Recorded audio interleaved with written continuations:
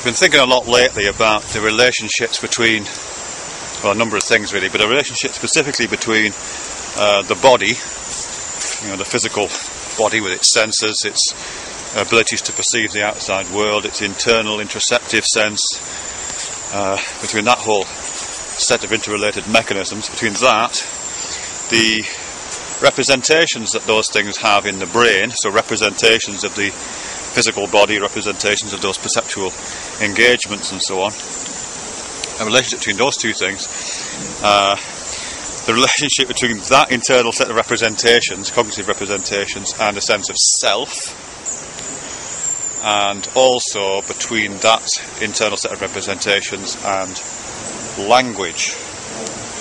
So it's a number of different things there. And I think what I need to think about, just to try and clarify it for myself, is to try to rehearse this distinction really between what Sean Gallagher calls a body image and a body schema, although I think he's really referring back to Merleau-Ponty and other people like that, phenomenology stuff. Body image and body schema, although I think there must be more than one body schema. In fact, I know what it is. But anyway, body image, body schema, let's just see if I can get that. Body image, which I think in Merleau-Ponty, in Phenomenology of Perception, it does actually use the word body image, what I'm talking about, but it's an incorrect translation. He's not really talking about body image at all. When people talk about body image, usually, what they mean is the body as primarily a visual object, as if seen from the outside. So that thing you see in the mirror is your body image. If you ask someone to do a self-portrait, I do this with my students sometimes, if you ask them to do a self-portrait, they'll draw themselves as they look from the outside, usually from a distance of about 3 feet or about 10 feet, either head and shoulders or else, full body.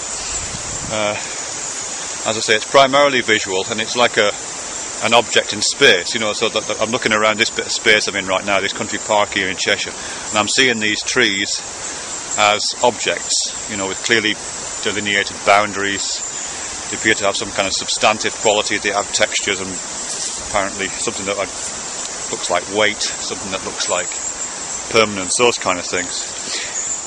And your body image has the same kind of ontological status, the same kind of reality. It's what you imagine.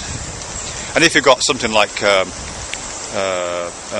kind of dysphoria where you've got an incorrect body image, so if you've got anorexia or something I've read about, then in all likelihood the body image, the image you have of yourself as a visual object in space, is of this great fat ballooning thing, even though to an independent observer your body image would actually be of a kind of stick-like entity. So that's a body image, primarily visual.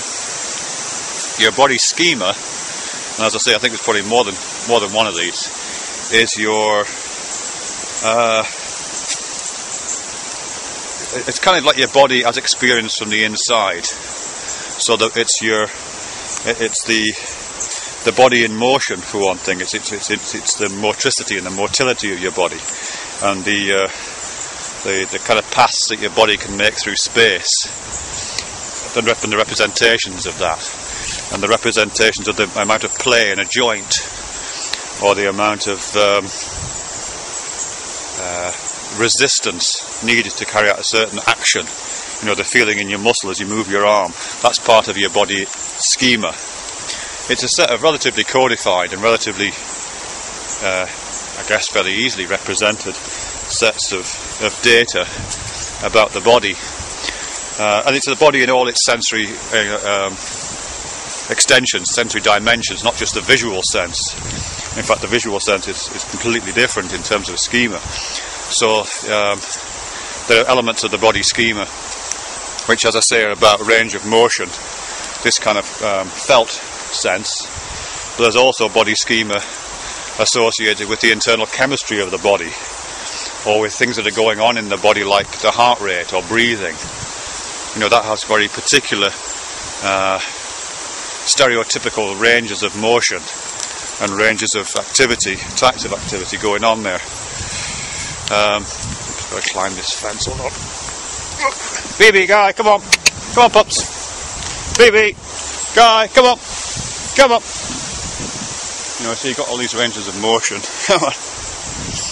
And what was I up to with that? Okay, so you've got these different ones. You've also you do have a visual component to the body schema, but it's not your body as seen from the outside. It's the visual engagement that your visual sense makes. So as I'm looking around here, the schematic representations that my body is making of the world, as seen through the organs of sight, are characterised by things like the perspectival viewpoint that I have, or the way things are shrinking with distance, or the kind of distortions that are happening at the edge of my vision. All that stuff is part of that schema that the visual component is making. And there's others for sound as well, you know. Distant sounds are quieter than close-up sounds. As sounds approach and pass me, the kind of Doppler effect kicks in, and that has a particular effect. And all those are schematicized, and again form part of my body schema. And the same thing for taste, same thing for olfaction, sense of smell. All that's part of my body schema. So it's much more complex than just a body image, which, as I say, is just like a lump of stuff in space, as if seen from the outside. Okay. Yeah, I think there's more to say about that. But just in terms, just to set the tone for where I want to go with that, what seems likely to me is that a very significant part of the first off, those schemas, those ranges of motion, those possibilities that opened by sensory perception, the internal milieu of the body going through its chemical stuff, all those things have, I'm not sure if representation is the right word, but they have some kind of representation in the brain which describes them accurately, or moderates them, or calibrates them against one another, or keeps them in operation, or monitors them, or changes them according to conditions. So those things are all represented in the brain, and the brain is doing its business with this little jigsaw puzzle, I guess, if this is how I'm imagining it at least, of all these schematicized representations of what the body does and is capable of, and how it maintains itself. Yeah. I mean, I think what I'd be inclined to suggest is that those representations are the framework from which cognition takes place. Not just because, in a sense, they are already cognition. Well, they are cognition. You know, those we don't think of those things as thinking. You know, when I'm moving my arm, I don't think of this as thinking. And when I'm walking, I'm not thinking that this walking is thinking. Or I'm not imagining that seeing is thinking, but in a way it is, because I'm using parts of my brain all the time when I'm doing these things. These schematicized versions are undergoing mental processes. They are mental processes as well as physical processes. So all of these physical actions and physical perceptions that I'm making are also cognitive processes, with as much, organised, structured cognitive processes, inheriting that structure from the world in which they're engaged. But I suspect that they also form the templates for other kinds of thinking, the things which we might more traditionally call thinking. Things like rational thinking, or things like intuitions, or things like emotions, or explanations, accounts, stories, all that kind of stuff which we do think of as thinking. I would be very surprised if it didn't just use those same basic cognitive structures. Because they've evolved over millennia, haven't they? In millions and millions of years, those cognitive structures, the ones that are based on the body schema. They're there. It'd be daft not to use them. And I'm sure that's what the brain's doing. It's repurposing those schema and using them for other purposes than just moving your arms and legs around, or looking out into the world and make sure you don't bump into a tree. Those same schemata, perhaps that's better, are being repurposed for thinking. And just to see if I can join some more dots up, I think also that part of that process is the construction and the kind of coherence and conciliation of those schema in some way, either some of them or all of them, in the construction of this thing we call a self.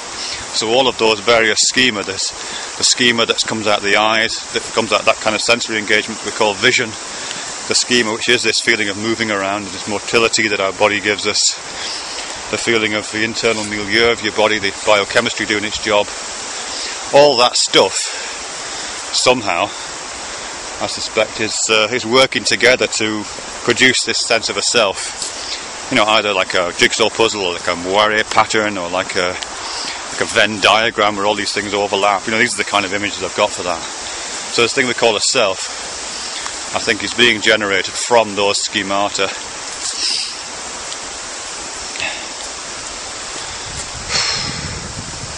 Yeah, I mean, the last thing about that, I think, is just that, if I can just join the dots up really loosely to this thing about language.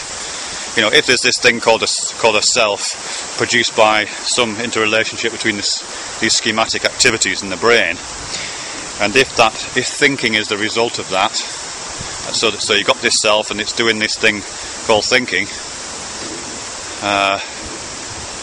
then that thinking would be in the language of the schemata.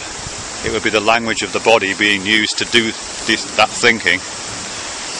And then through some kind of transformative process, that would find its way out into the language of interrelationship, you know, communicative language, so we can talk to one another. And I guess here I'm back to Chomsky and I'm back to Pinker and I'm back to the linguists that talk about deep grammar and talk about mental ease and how those transformative rules turn the deep grammar of thought into the language of expressivity and stuff I'm doing now with my lips and my larynx and my tongue.